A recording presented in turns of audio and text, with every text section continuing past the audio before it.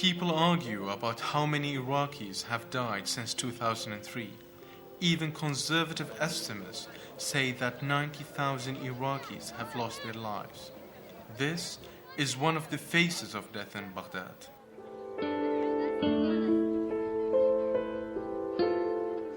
The cemetery here used to be a park. It was converted into a graveyard just 2 years ago. Converted because people can't leave their areas for normal burials. And so this place is a kind of makeshift cemetery. There have been more than 3,000 people buried here in the last 2 years.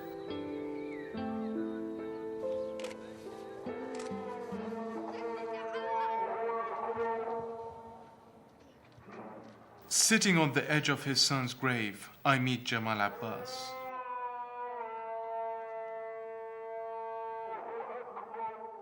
For me, the story of how his son Omar died sums up everything that's gone wrong in Iraq.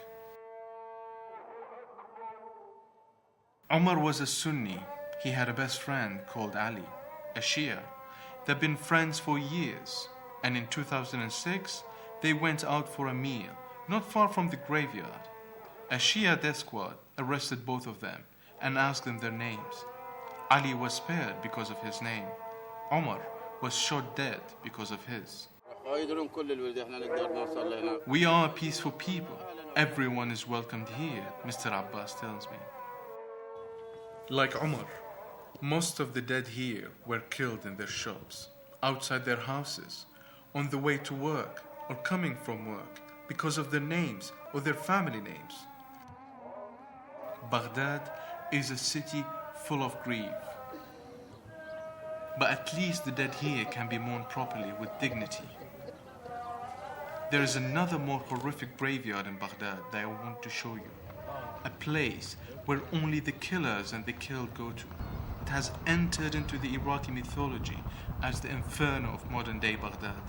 It's on the edge of Sadr City. It's a place where the militias would shoot and kill their victims and be buried there by the locals. The graves would be marked by a piece of junk metal, by a wood, by a stick, by a spoon.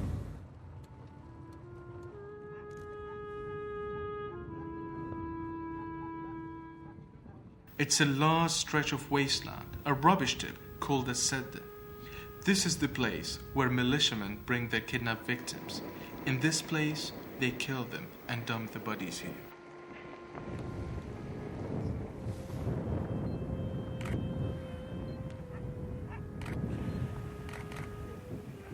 Each one of these metal bits that we see around here marks a grave of the people who were killed on the area over there.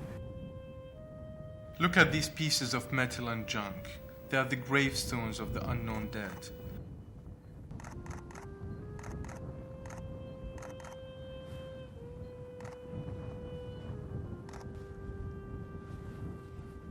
The whole area smells of death, it stinks. The stench of death is there. These are shallow graves, and they mark that dogs are there.